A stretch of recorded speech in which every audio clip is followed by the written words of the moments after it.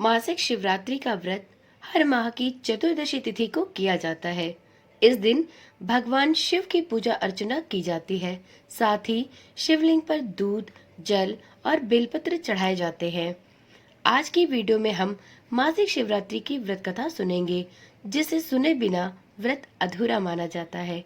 ओम नमः शिवाय। जय श्री कृष्णा। आप सभी का सनातन धर्मसार चैनल पर बहुत बहुत स्वागत है। मित्रों, आज यानी 6 मई दिन सोमवार को मासिक शिवरात्रि का व्रत रखा जाएगा।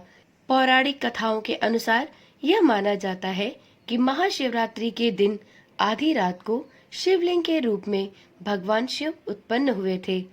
मासिक शिवरात्रि के दिन भक्तों को भगवान शिव की पूजा करने के साथ यह कथा अवश्य सुननी चाहिए। धार्मिक मान्यताओं के अनुसार एक शिकारी पशुओं को मारकर अपने परिवार का पेट भरता था। शिकारी ने एक साहूकार से कर्ज लिया था, लेकिन वह समय पर कर्ज नहीं चुका पाया, जिसके चलते साहूकार ने क्रोध में आकर शिकारी को शिव मठ में बंदी बना लिया। संयोग से उस दिन शिवरात्रि थी। शिकारी ने ध्यान मग्न होकर शिव जी की कथा सुनी। शाम होते ही साहूकार ने शिकारी को अपने पास बुलाया और ऋण चुकाने के बारे में बात की, जिसके बाद शिकारी ने अगले दिन सारा कर चुकाने का वादा किया और बंधन से छूटकर अपने काम पर चला गया। रोज की ही तरह वह जंगल में शिकार करने के लिए गया, लेकिन पूरे दिन बंदी गृह में रहने के कारण भूख प्यास से वह अत्यंत व्याकुल हो गया था। शिकार के लिए वह एक तालाब के किनारे बेल वृक्ष पर पड़ाव बनाने लगा। उस पेड़ के नीचे एक शिवलिंग था जो बेलपत्र से ढका हुआ था। शिकारी को उसके बारे में कुछ भी ज्ञात नहीं था और पड़ाव बनाते समय जो टहनियां उसने तोड़ी वह शिवलिंग पर जाकर गिर गई। इस प्रकार पूरे दिन भूखे प्यासे रहने से उसका व्रत भी हो गया और शिवलिंग पर बेलपत्र भी अर्पित हो गए। रात्रि का एक पहर बीतते ही एक गर्भणी मृगी तालाब के पास पहुंची। तब शिकारी ने उसे देख तीर पर जैसे ही प्रत्यंचा खींची तो मृगी बोली कि मैं गर्भवती हूँ। जल्दी ही मैं एक मृग को जन्म दूंगी। तुम एक साथ 2 जीवों की हत्या करोगे, जो उचित नहीं है। मैं अपने बच्चे को जन्म देते ही तुम्हारे पास आ जाऊंगी, तब तुम मुझे मार देना। यह सुनकर शिकारी ने प्रत्यंचा ढीली कर दी और मृगी झाड़ियों में लुप्त हो गई। प्रत्यंचा ढीली करते ही कुछ बेलपत्र अनायास ही टूटकर शिवलिंग पर गिर गए। इस तरह अनजाने में शिकारी का पहले पहर का भी पूजन हो गया। कुछ देर बाद शिकारी को एक और हिरनी दिखी। शिकारी को देख हिरनी ने विनम्र होकर कहा कि हे शिकारी, मैं थोड़ी देर पहले ऋतु से निवृत्त हुई हूँ। मैं अपने पति से मिलकर शीघ्र ही तुम्हारे पास आ जाऊंगी। शिकारी ने उसे भी जाने दिया। रात्रि का आखिरी पहर बीत रहा था। इस बार भी धनुष से लगकर कुछ बेलपत्र शिवलिंग पर जा गिरे तथा दूसरे पहर की पूजन भी संपन्न हो गई।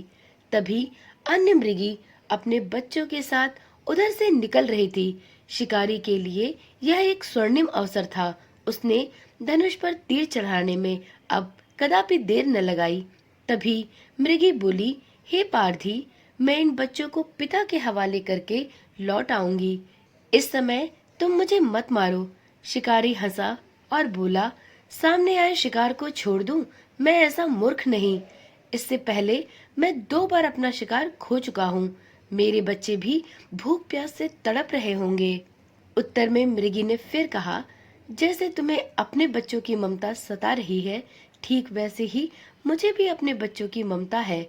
हे पारधी, मेरा विश्वास करो, मैं इन्हें इनके पिता के पास छोड़कर तुरंत लौटने की प्रतिज्ञा करती हूँ। उसने उस मृगी को भी जाने दिया। शिकार के अभाव में बेल वृक्ष पर बैठा शिकारी बेलपत्र तोड़ तोड़कर नीचे फेंकता जा रहा था।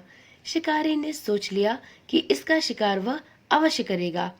तभी शिकारी के सामने एक मृग आ गया और शिकारी की तनी प्रत्यंचा देखकर मृग विनीत स्वर में बोला, हे पारधी भाई, यदि तुमने मुझसे पूर्व आने वाली 3 मृगियों तथा छोटे छोटे बच्चों को मार डाला है, तो मुझे भी मारने में कदापि विलंब न करो, ताकि उनके वियोग में मुझे एक क्षण भी दुख न सहना पड़े।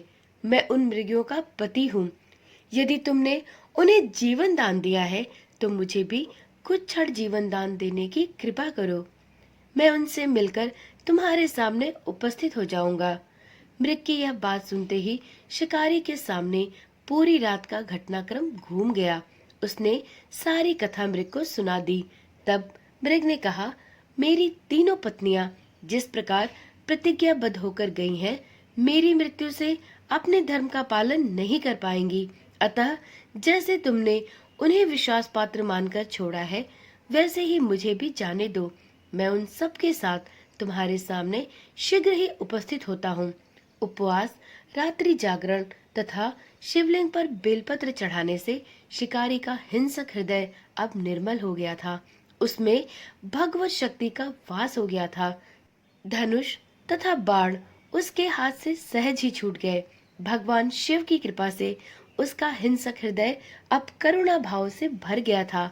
थोड़ी ही देर बाद मृग सब परिवार शिकारी के समक्ष उपस्थित हो गया ताकि वह उनका शिकार कर सके, किंतु जंगली पशुओं की ऐसी सत्यता एवं सामूहिक प्रेम भावना देखकर शिकारी को बड़ी ग्लानि हुई। उस मृग परिवार को न मारकर शिकारी ने अपने कठोर हृदय को जीव हिंसा से हटाकर सदा के लिए कोमल एवं दयालु बना लिया।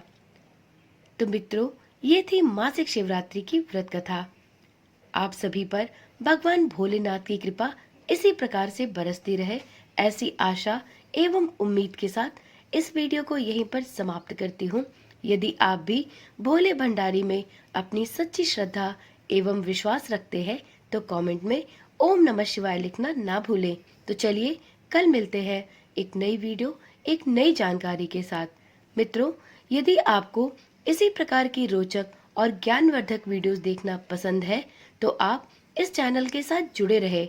इस चैनल के साथ जुड़े रहने के लिए आप इस चैनल को सब्सक्राइब कर ले, साथ में नोटिफिकेशन बेल को ऑन करना भी ना भूलें, जिससे आपके पास इस चैनल पर डाली जाने वाली सभी वीडियोस सबसे पहले पहुंचती रहे। ओम नमः शिवाय। जय श्री कृष्णा। राधे राधे।